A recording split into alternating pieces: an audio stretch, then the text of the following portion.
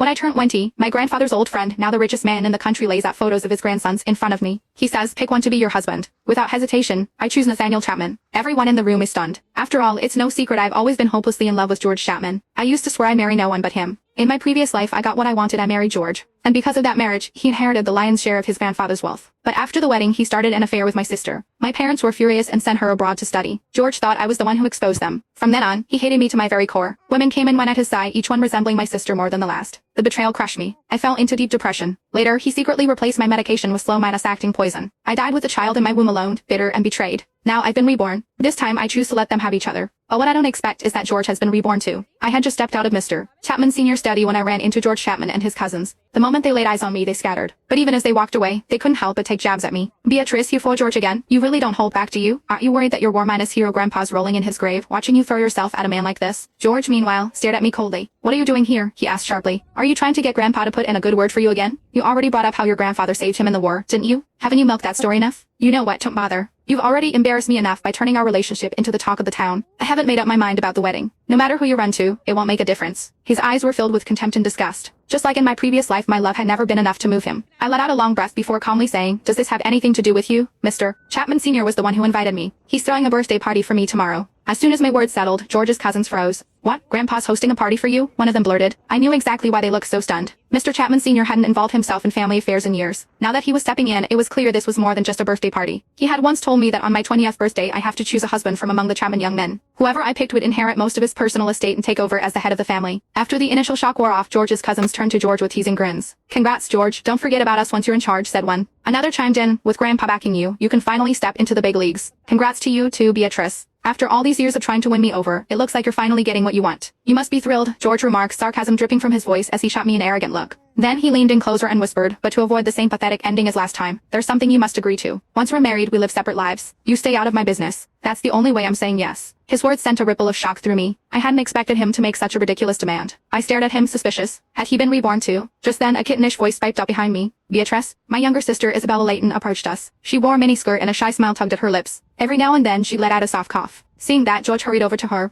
You shouldn't be out when you're sick. Isabella lowered her head, looking pitiful. Georgie, it was my dad's idea. He didn't want Beatrice to come alone. George took her hand and glared at me. How pampered can you be? You need a chaperone just to leave the house, he spat. Can't you see Bella's not feeling well? Having said that, he laid Isabella away. As they walked off, George glanced over his shoulder and warned Beatrice Layton, if you keep acting like this, there's no way in hell I'm marrying you. His words made me chuckle. The truth was, I was the one who didn't want to marry him. It was the day of my birthday party. George didn't show up until the elders had gradually taken their leave, arriving with Isabella in tow. Her cheeks were flushed and his neck bore bold red marks. Anyone who saw it could guess what they had just been doing.